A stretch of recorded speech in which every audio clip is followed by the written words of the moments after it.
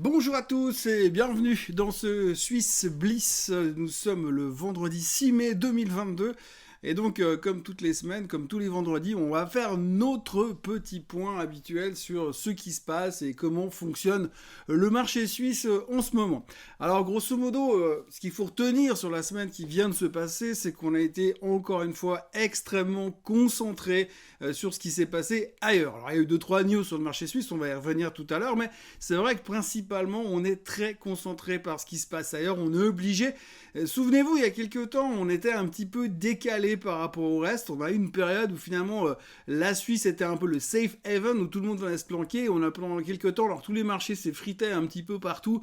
Nous, on tenait bien, voire on montait un petit peu et on avait l'air d'être indestructible et tout se passait plutôt pas mal pour le marché suisse. Ben, cette période bénie est donc terminée puisqu'aujourd'hui on a repris la tendance comme les autres. On suit les autres comme le marché américain et donc on fait les mêmes en guillemets conneries. Au début de la semaine, on a eu ce mini crash qui a eu lieu en Suède et puis qui s'est un peu spreadé sur toute l'Europe. Alors c'est pas très clair d'où ça vient encore, mais on y a eu droit également sur le marché suisse la semaine dernière et donc on continue à faire vraiment comme les autres. Et c'est vrai que derrière, si on regarde un petit peu les performances de la semaine, eh bien la France est pire que nous avec moins 2% et des poussières.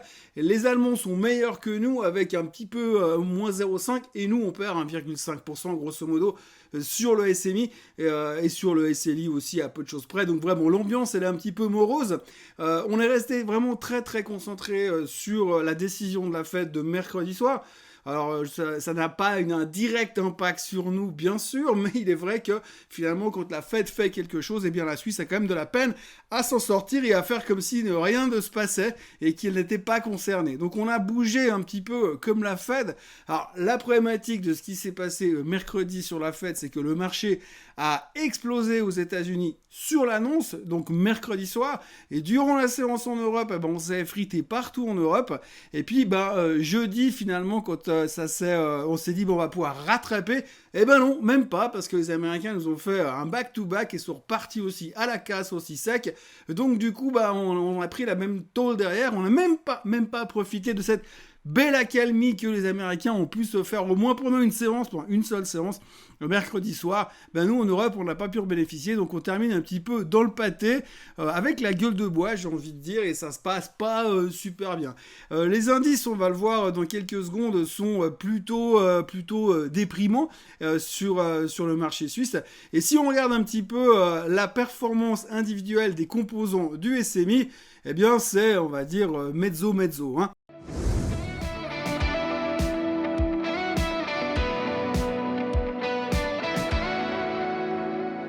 Si on regarde ce qui se passe grosso modo sur la semaine, eh bien, on a Richemont qui perd quasiment 5%, on a Swiss Re qui perd 3,9%, on a Roche qui s'effondre aussi de 3,8%, Geberit en baisse de 3%, et puis alors, une fois n'est pas coutume, on a le Crédit Suisse qui est le meilleur performeur de la semaine. Alors pourtant, il n'y a pas de quoi la ramener, il n'y a rien de spécial, simplement quand vous avez un titre qui vaut 6 balles 50, à la moindre bonne nouvelle, ou en tout cas à la moindre moins mauvaise nouvelle, il y a un effet de base assez rapide à obtenir, donc c'est rien de surprenant. Il faut savoir qu'il y a eu l'Assemblée Générale du Crédit Suisse, ils ont renommé un nouveau directeur, enfin ça se passe plutôt à K1K, il y a même un fonds qui a collé aussi un procès au Crédit Suisse encore dans l'affaire Archegos, mais enfin c'est du grand classique. Mais bon, mine de rien, on arrive à un moment donné où finalement il y a une espèce de zone incompressible, ce qui fait qu'ils s'en sortent pas trop mal. Donc voilà, la semaine, il n'y a rien de très notable, il y a eu quelques publications de résultats, on va revenir individuellement par action, celles qui ont été notables cette semaine. On va décortiquer ça au fur et à mesure. Mais d'abord, eh bien, on regarde les graphiques du SMI et du SLI. Alors tout d'abord, le SMI que l'on voit à cet instant à l'écran. Donc nous avons l'indice qui est ici. On le voit très bien dans cette tendance baissière qui est en train de s'établir. Si on la prend, allez, on va tirer des petits traits comme ça, eh bien, on a l'impression qu'on est effectivement dans une tendance baissière. Et si on colle la tendance, voilà, c'est très serré. Effectivement, il n'y a rien de très notable, mais il faut retenir quand même que pour l'instant, eh bien, l'ambiance est à la baisse et l'ambiance est morose. Alors à noter ici, vous le voyez, je le refais ici en direct pour qu'on voie bien la différence. On a là cette zone ici, ce gap qu'on appelle un gap, ce trou qu'on a laissé à l'époque au mois de mars, eh bien là on peut alors maintenant se dire clairement qu'on peut aller le combler. Donc ça va nous faire aller chercher les 11 682 sur le SMI, sauf erreur, par là autour. Donc grosso modo on peut aller chercher ce point bas. Et à ce moment-là ce sera un joli... j'ai envie de dire presque un point positif dans la baisse si on arrive à combler ce trou qu'on a laissé à l'époque. Donc par rapport à ça, ce serait plutôt pas mal à faire. Mais bon, pour l'instant, on n'a pas d'urgence d'aller chercher ces niveaux-là. Si on regarde le SLI, eh bien, c'est un peu pareil. Vous voyez, on se souvient à l'époque de ces espèces de canaux latéraux qu'on avait ici, qu'on est en train de tester à la baisse aujourd'hui même. Donc c'est vraiment, on sent cette pression un petit peu pour essayer d'aller casser. Alors, le pire qui pourrait nous arriver sur le SLI, alors évidemment ça n'arrivera pas tant que le SMI tient le choc, mais ce serait d'aller casser ce support et de réintégrer ce canal baissier. Mais ça je vous laisse imaginer ce que ça veut dire. Ça veut dire que tout le reste, marché américain, marché européen y compris, aura réaccéléré de nouveau dans une série de baisses. Et c'est vrai que quand on regarde un petit peu le marché aujourd'hui, c'est ce que ça donne comme impression, avec le retour des Américains hier. Eh bien ça donne quand même cette impression qu'on est reparti pour aller se faire une tendance baissière. Alors sur le SLI, il va falloir vraiment qu'on surveille cette zone-là qui correspond aux extrêmes bas qu'on a fait en octobre, là, avec un point bas à 1830. Enfin c'est là où on est maintenant, j'ai envie de dire. Il faut que le SLI tienne le coup, il faut qu'on ne s'effrite pas plus que ça. Sinon, la tendance et l'ambiance sera vraiment, excusez-moi du terme, mais dégueulasse pour l'avenir. Dans les actions individuelles, on commence tout de suite avec Richemont et Swatch. Alors, Richemont et Swatch étaient un peu sous pression cette semaine. On va le voir après sur les graphiques. C'est pas terrible, pour ne pas dire carrément immonde. La tendance est vraiment affirmée à la baisse. Alors, la tendance sur le côté Swatch, Richemont est assez simple. C'est les craintes sur le luxe en général. Les craintes sur le luxe qui rebondissent sur le fait que vous avez la Chine qui est à moitié confinée une semaine sur deux, quasiment pour pas dire un jour sur deux. On a vu que plusieurs grandes villes ont été successivement confinées en Chine. Donc du coup, on se dit les Chinois sont confinés. Donc forcément, quand vous êtes confinés, vous avez un tout petit peu moins envie de vous acheter des Oméga. Donc forcément, il y a un petit peu moins de demande de ce côté-là. Donc il y a des craintes qui sont affirmées sur le secteur luxe en général. Il y a eu quelques downgrades durant la semaine. Pas forcément des downgrades en termes de performance, mais des boîtes, des sociétés, des banques qui étaient déjà sur conservés, qui ont baissé leur price target, qui ont révisé un petit peu à la baisse. C'était un petit peu du cosmétique, il n'y avait rien à dire de spécial, mais c'est clair que dans cet environnement, vous avez la guerre en Ukraine qui ralentit et qui crée des tensions un peu partout, vous avez la Chine qui nous pose des problèmes, et puis la Chine, on a vraiment l'impression qu'ils sont en train de s'embourber. Alors je dis pas qu'en Ukraine c'est mieux, mais ces deux effets qui viennent peser directement sur l'industrie du luxe, puisque vous avez les Russes qu'on a un peu coupé du système pour l'instant, donc je vous laisse imaginer le business potentiel des oligarches qui est en train de disparaître, et vous avez les Chinois de l'autre côté qui sont confinés chez eux, qui peuvent plus voyager. Pour ceux qui arrivent déjà à sortir de chez eux, ce serait déjà pas mal. Et donc, du coup, forcément, ça met un petit peu de la pression vendeuse et une espèce de déprime totale sur le secteur du luxe en ce moment. Et donc, ça pèse vraiment sur les sociétés liées à ça. Donc, forcément, Swatch et Richemont en souffrent cette semaine. Alors, ça fait partie des mauvaises performances de la semaine. Alors, il faut garder, somme toute, garder certaines proportions, parce que c'est 3-4% de baisse sur la semaine, c'est pas non plus la fin du monde. Mais c'est vrai que quand on regarde comment ça se présente au niveau graphique, ça fait un tout petit peu peur, et on peut se dire la suite n'est pas forcément toute rose du côté de l'industrie du luxe en Suisse. Alors, à surveiller les bas du chart, à surveiller l'environnement. Malheureusement, le seul problème, c'est qu'avec la politique zéro Covid que les Chinois sont en train de mettre en place, et la guerre en Ukraine qui s'enfonce dans la régularité et presque une forme d'habitude, et les Russes qui n'ont pas l'air d'être du tout prêts à lâcher le morceau pour l'instant, ça risque de durer un petit peu et ça risque d'être compliqué. Alors, il y a une chose qu'il faut retenir quand même au niveau du luxe, c'est qu'on dit toujours, le problème du luxe, c'est que quand on a des crises globales de marché, eh bien en général, vous avez les gens qui se disent oui, mais je vais plus acheter du luxe, je vais plus investir dans le luxe parce que finalement, eh bien il y aura de moins en moins de clients. Faut pas oublier que les très très riches, Alors là, je parle pas des oligarches, je parle du reste du monde, mais les très très riches, ceux qui ont des très gros revenus ou des très grosses fortunes, c'est pas parce que y a 10% d'inflation ou parce que la croissance ralentit dans certains pays que les mecs ne consomment plus. Donc du coup, des fois on a des très très bonnes surprises quand même en termes de résultats. Alors c'est vrai que cette fois, on a deux gros pôles de clientèle qui sont quand même en train de devenir un danger pour ces deux sociétés du luxe en Suisse.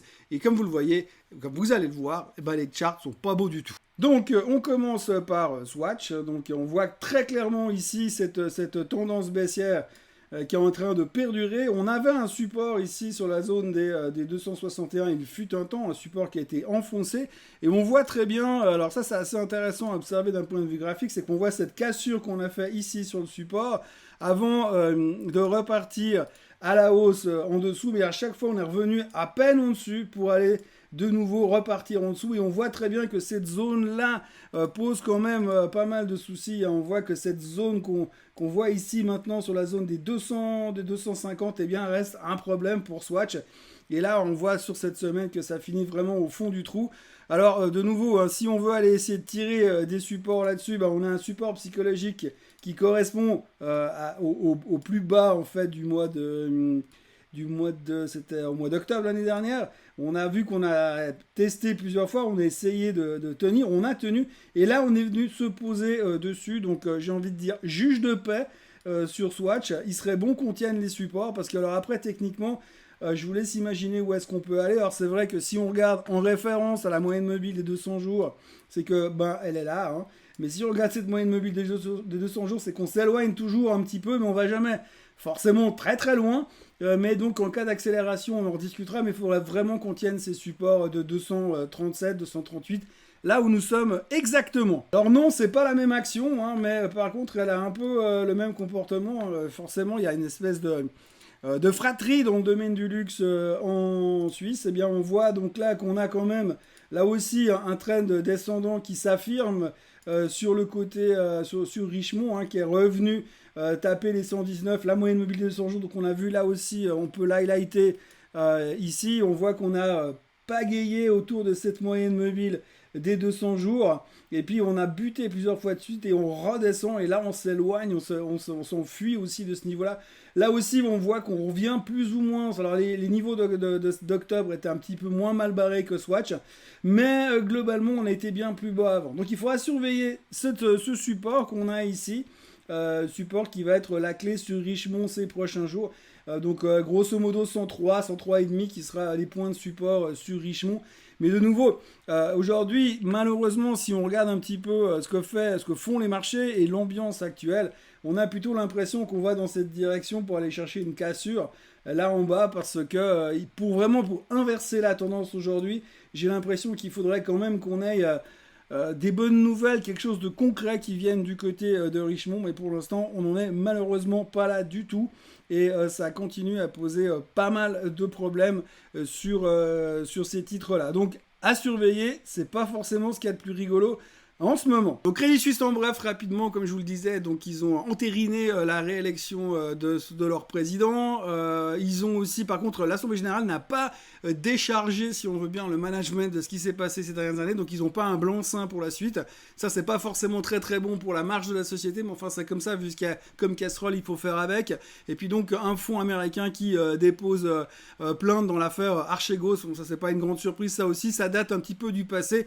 On essaye de voir de l'avant, mais quand on regarde un petit peu les upgrades et les downgrades de certains brokers, et ben ça reste quand même assez tendu. On notera entre autres la semaine passée Kepler Chevreux qui a gardé son hold sur le titre, mais qui a baissé encore le price target à 6,30. Donc vu là où on est, forcément il n'y a pas grand chose à attendre. Graphiquement, donc nous avons notre ami le Crédit Suisse, hein. Vous voyez qu'il y a eu des tentatives de rebond, mais que finalement c'est pas non plus la folie furieuse, ça reste quand même assez déprimant.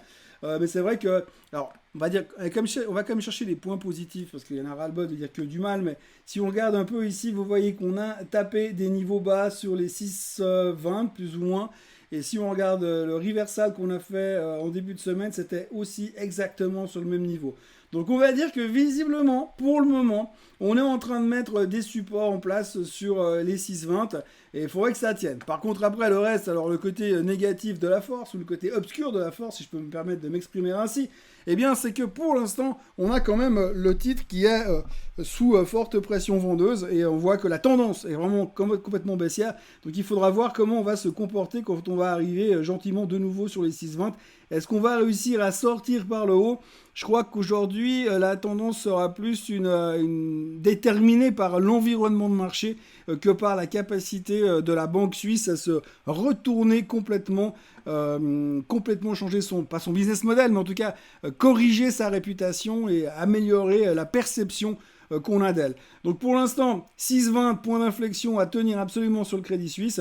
Et puis si jamais dans les prochaines semaines on venait à casser cette tendance baissière qu'on voit, que je vous mets aujourd'hui en couleur, cette tendance-là, eh bien à ce moment-là, on pourra commencer à dire qu'il y a peut-être espoir de voir quelque chose se passer, mais je pense vraiment que globalement, il va falloir un changement global d'environnement de marché. ABB, alors ABB, ça fait quelques semaines qu'on n'en a pas parlé. ABB, il n'y a pas grand chose à dire cette semaine parce que les résultats ont déjà été publiés, mais par contre, on a eu quand même des recommandations et des avis qui ont été publiés de la part de Goldman Sachs. Alors, généralement, quand Goldman Sachs parle, eh bien, on écoute. Et Goldman Sachs a dit cette semaine que finalement, eh bien, ils ont été plutôt positifs pour l'avenir d'ABB, mais par contre, ils ont abaissé là aussi leur price target tout en conservant la même recommandation d'achat sur ABB. Donc, pas très sexy ni très important comme information, mais en tous les cas, Goldman Sachs se montrait rassurant, bien que timoré sur la performance du titre potentiel. Bon, ce qu'il faut bien voir aussi, c'est que dans cet environnement aujourd'hui, tout est remis en question plus par un effet macro global, par un effet psychologie de marché, où finalement, quand tout va mal, et on regarde même plus la valeur individuelle de certaines sociétés. Alors pour l'instant, on va voir sur le graphique tout à l'heure que ABB s'en sort un petit peu moins mal que le reste, mais donc par rapport à ça, c'est plutôt vraiment, malheureusement, dans ce type de semaine, on le voit très bien sur le SMI, qu'il n'y a pas de prisonnier. Quand vous avez un marché qui est déprimé aux États-Unis, on voit que c'est très très dur aux États-Unis de retrouver un minimum d'autres gens et qu'on se pose beaucoup de questions par rapport à l'aspect macro.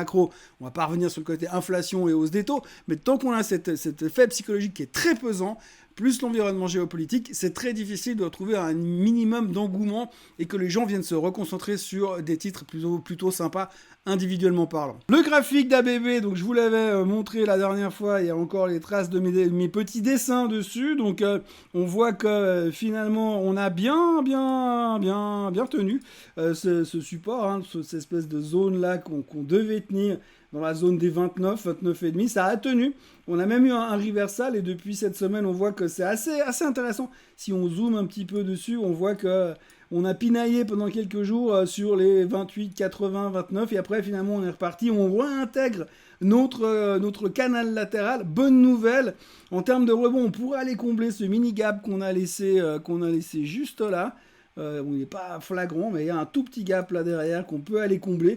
Et puis ensuite, on peut espérer de voir le titre rebondir en direction des 33. Mais là, de nouveau, pour que ce genre de scénario se produise, il faudrait quand même qu'il y ait autre chose qu'un Nasdaq qui nous fait plus 3,5% le mercredi soir et qui s'en prend 4 dans la tronche le lendemain.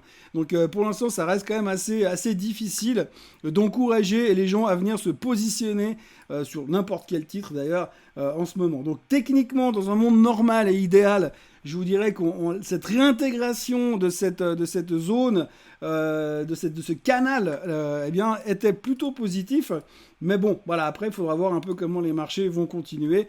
J'aimerais mettre le côté positif de la force qui dirait qu'on peut remonter en haut du canal, mais ça va être compliqué vu l'environnement de marché. En tout cas, si ça continue comme ça. Le titre déprimant de la semaine, c'est malheureusement Logitech. Forcément, dans cet environnement, c'est compliqué. Donc, vous avez Logitech qui a subi quand même pas mal de courants, de chaud et froid, j'ai envie de dire, ces dernières années, puisque vous avez eu l'effet Covid où finalement tout le monde a acheté des souris, des claviers, du matos pour pouvoir bosser depuis la maison, donc ça fait cartonner les chiffres de Logitech.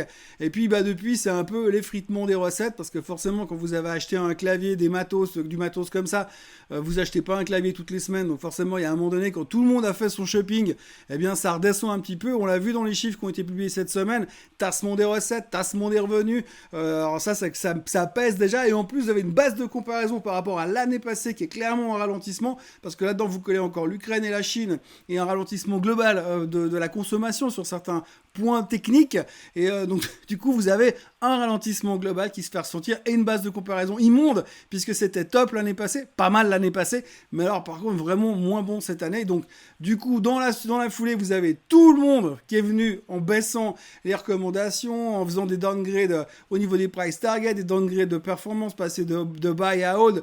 Donc du coup vous avez un titre qui est au fond du bac, qui termine la semaine au fond du bac, et qui franchement quand on regarde le graphique qu'on va voir dans 2 secondes, eh ben on a juste envie de se dire ok, pour l'instant je sors, je vais faire autre chose, je vais plutôt chercher des boîtes qui payent du dividende, et puis un truc un peu plus marrant, parce que pour l'instant la tech évidemment, notre tech suisse, j'ai envie de dire Logitech, eh bien subit de plein fouet le côté ralentissement de la croissance, et surtout ce côté on veut plus avoir des titres de croissance dans nos portefeuilles. Les gens aujourd'hui ils veulent de la value, parce qu'on a déjà tellement secoué par le reste qu'effectivement on l'a vu sur les hyper growth stock, les titres d'hyper croissance aux États-Unis, c'est plus vraiment le truc à la mode. Alors le problème, Logitech n'est pas un titre d'hyper-croissance, mais aujourd'hui on a éliminé les titres d'hyper-croissance, et vu l'ambiance actuelle, on est en train d'éliminer aussi les titres de croissance, et c'est vrai que la consommation dans tout ce qui est électronique pour l'instant, eh bien ça a pris un sacré coup d'arrêt, parce que comme on le disait tout à l'heure, vous avez la guerre en Ukraine, vous avez la Chine, et quand vous enlevez ces 2 gros clients, un peu à l'image de ce qu'on disait au niveau du luxe, eh bien c'est un petit peu tendancieux pour ce type de société, et d'ailleurs ça se reconnaît sur le graphique. Donc graphiquement, ce qu'il faut retenir sur Logitech, c'est que là en fin de semaine, on tentait un rebond, mais franchement, il n'y a pas besoin d'avoir fait une licence en analyse technique pour se rendre compte que c'est ce qu'on appelle clairement un trend descendant. Et pour l'instant, il n'y a pas vraiment d'intention de vouloir rebondir, mais du tout. Hein. Même ici, de ce côté-là, on voit que ça reste terriblement sous pression. J'avais fait un peu ce grand dessin de coupole en me disant peut-être que là, on est en train d'inverser quelque chose, mais là, c'est vrai que de nouveau, un peu à l'image des boîtes du luxe, alors ça n'a rien à voir hein, bien sûr, mais à l'image des boîtes du luxe, eh bien Logitech est en grande difficulté, et puis surtout elle génère très peu d'intérêt, parce qu'aujourd'hui, pour les raisons que je vous ai expliquées avant, il n'y a personne qui a envie d'aller se lancer momentanément sur une boîte comme Logitech pour les ambiances qu'on connaît aux États-Unis. Alors mon target à 95 francs que j'avais mis en début d'année, pour l'instant ça paraît vachement compromis. Évidemment, il faudra voir un peu comment ça évolue ces prochains temps, mais c'est vrai que c'est pas du tout le genre de valeur que les gens ont envie d'avoir dans leur portefeuille en ce moment. Et en plus, si on regarde la volatilité qu'il y a sur Logitech, ça s'est littéralement effondré parce que l'intérêt est devenu extrêmement faible sur ce type de valeur, et sur Logitech en particulier en ce moment. Du côté des toilettes, Geberit a publié des chiffres meilleurs que les attentes, on peut dire, plutôt positifs, plutôt encourageants. Apparemment, ils ont réussi à compenser un petit peu les coûts de production, donc ils étaient plutôt satisfaits de leurs résultats qui ont été publiés cette semaine.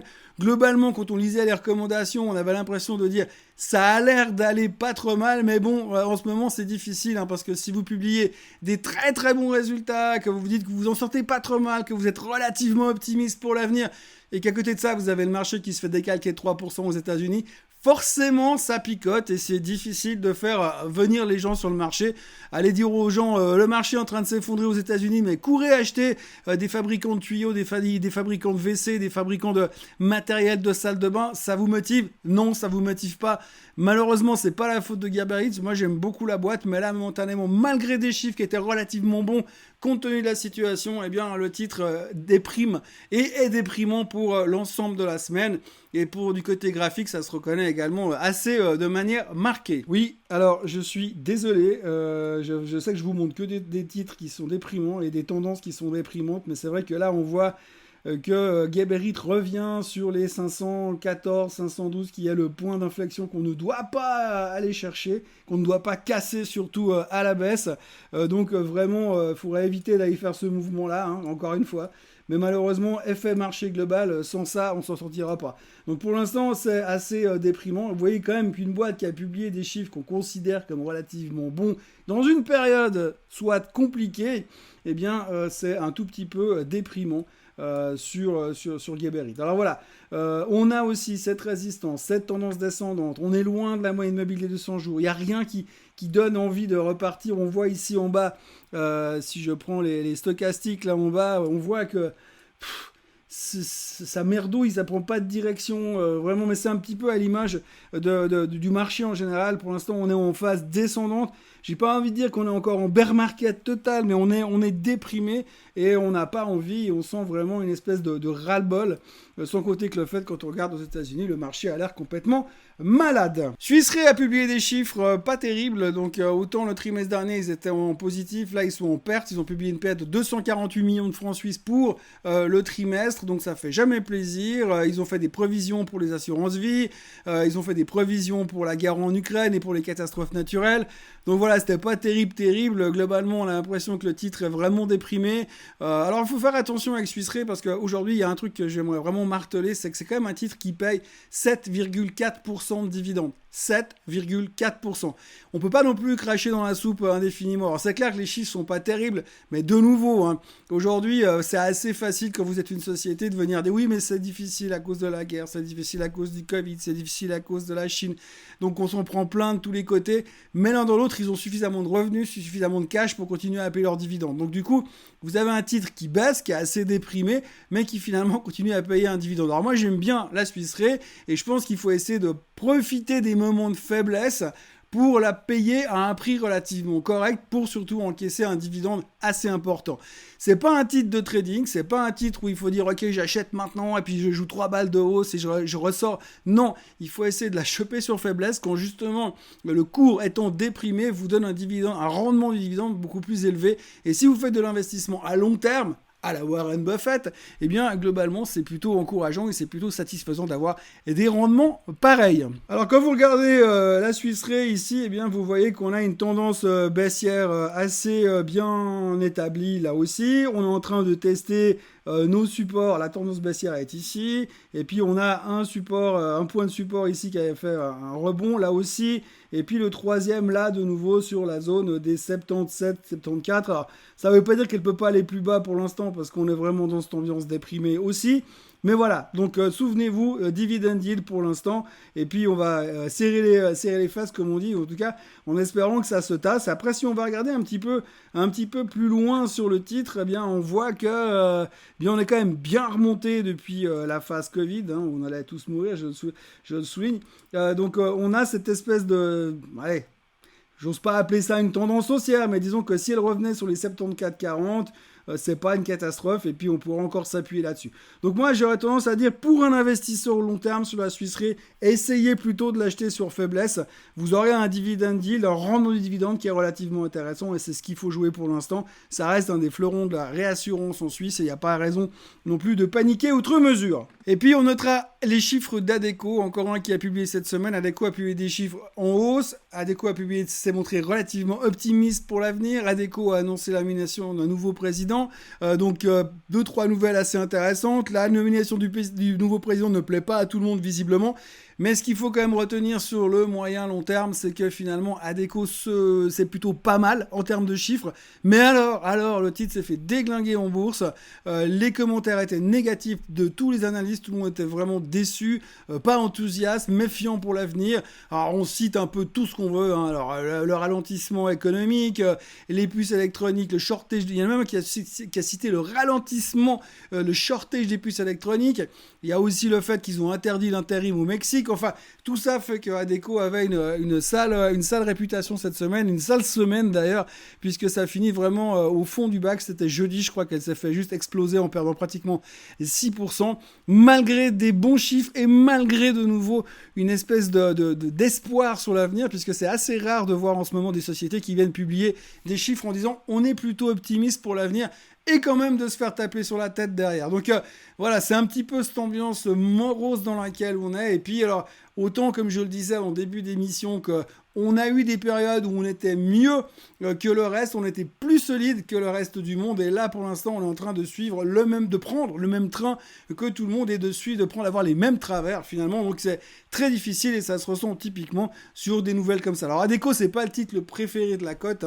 Il y a des phases où moi j'ai eu des très mauvaises expériences perso avec Adecco, mais c'est vrai que quand on regarde la tendance actuelle, Malgré finalement le rebond de l'emploi qu'on a vu ces dernières années aux États-Unis, Adecco souffre d'une croissance inférieure à ses concurrents, à des Manpower par exemple, où ils ont 5 points de croissance de moins que des boîtes comme Manpower, donc c'est un petit peu plus déprimant. Donc voilà, c'est ce qu'on regarde sur le marché, mais on voit qu'aujourd'hui, si vous avez une photo globale des résultats où vous battez 95% des attentes et que vous êtes positif sur l'avenir, mais qu'il y a 5% qui sont un peu en zone grise et qui se passent pas très bien, vous la prendrez quand même en pleine figure. Voilà, donc si on vous demande l'exemple d'un chart déprimant, il y avait Logitech tout à l'heure et là vous avez Adecco. Adecco qui est en train de s'effondrer, qui a perdu mais quasiment pratiquement la moitié de sa valeur depuis une année. La tendance baissière est complètement affirmée et on n'arrive pas à relever la tête. Bon, on a eu 2-3 soubresauts, mais on voit quand même que la tendance est vraiment toute pourrie pour l'instant. Et en queue de peloton en fin de semaine, donc on a eu vraiment en plus ces annonces de résultats qui n'ont pas du tout été appréciés et on nous renvoie au plus bas depuis plus d'une année. Et franchement, j'ai envie de dire que vu la tendance établie sur Adecco, on a l'impression qu'on est parti pour retourner malheureusement plus ou moins au même endroit où nous étions à l'époque où le Covid était parmi nous, ou en tout cas commençait à faire parler de lui en mars 2020. Techniquement, c'est en tout cas ce que ça a l'air de vouloir montrer pour l'instant. Et quand on voit que même dans des périodes de résultats plutôt encourageants et des commentaires positifs, on se retrouve ici, eh bien, ça veut tout dire. Voilà donc une semaine morose sur la Suisse, une météo bizarre, un comportement des marchés américains étrange. Donc voilà, c'est pas des semaines qu'on aime voir, c'est pas des semaines qu'on aime vivre. Ça reste très très compliqué pour le marché, pour les marchés en général. Vous regardez même typiquement, bon je vais pas vous montrer tous les charts du SMI, mais je regardais par exemple Rush qui est en train de revenir grosso modo sur le deuxième target que j'avais. Donc on met 360 plus 340. Donc moi je pense qu'à 360 fallait en acheter. Donc je vais doubler la position sur les 340 pour essayer de jouer ce rebond parce que ça reste du bon rush quand on voit les résultats et comment elle se comportait encore il y a quelques semaines. Je vois pas ce qui s'est passé entre deux et c'est pas parce que la Fed a décidé tout le coup de monter les taux de 0,5% que ça doit changer la photo finish. Donc rush, il y aura des opportunités d'achat. Novartis est en train de revenir aussi. Vous pouvez regarder vos charts dans la tendance. Elle baisse gentiment. Elle revient dans son canal. Alors elle va pas redescendre à 74, je pense pas. Mais là aussi, il y aura peut-être un moment où il faudra repêcher Novartis. Donc pour l'instant, mauvaise semaine morose.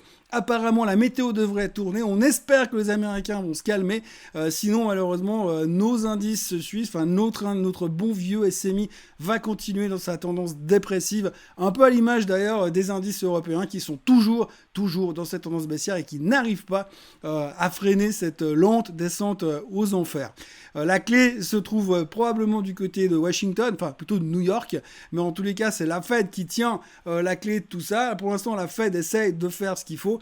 Mais le marché a tendance à prendre ses propres décisions et à interpréter l'avenir à sa manière. Ce qui était assez marquant cette semaine, c'est que finalement, mercredi, vous avez Powell qui annonce 0,5 points de base de hausse sur les taux de Fed Fund, ce qui n'est pas une grande surprise, et qui laisse entendre qu'en tout cas, il n'y aura pas de hausse de 0,75%, et c'est pour ça qu'on a une explosion du marché mercredi soir. Et jeudi, vous avez le marché, je ne sais pas qui c'est ce monsieur marché, qui interprète et qui dit « Oui, mais bon... quand même, peut-être qu'ils vont quand même devoir monter les taux de 0,75%. Donc vous avez le patron de la Fed qui vous a dit 24 heures avant que ça n'arriverait pas. Le marché est monté là-dessus, mais le lendemain, il y a un couillon quelque part qui est venu dire « Ouais, attention, parce que peut-être il va quand même le faire. » Et donc, du coup, on se reprend une tôle derrière. Le marché est hyper sensible. Le marché est vraiment... il est vraiment borderline. J'ai l'impression qu'il peut tourner d'un jour à l'autre, dans un sens comme de l'autre, mais pour l'instant, on sent vraiment que si on devait imager tout ça, je pense que le marché, en général, je ne parle pas de la Suisse, mais le marché en général, c'est un peu un type qui est très, très malade du point de vue psychiatrique, qui est capable du pire comme du meilleur, mais que finalement, ce serait peut-être mieux pour sa santé qu'on le mette dans une camisole de force puis qu'on l'enferme dans une pièce matelassée sans fenêtre pendant quelques semaines, histoire qu'il se calme. Voilà, moi je vous encourage à vous abonner à la chaîne Suisse Côte Suisse. Je vous encourage également à liker cette vidéo, enfin, si vous avez aimé. Si vous n'avez pas aimé, vous n'avez rien besoin de faire. Et puis, je vous retrouve comme d'habitude la semaine prochaine pour un nouveau Swiss Bliss. Et puis, dès lundi matin, pour un nouveau Morning Bull Live. Et comme on est vendredi, je vous souhaite un excellent week-end. Et à lundi. Bye bye.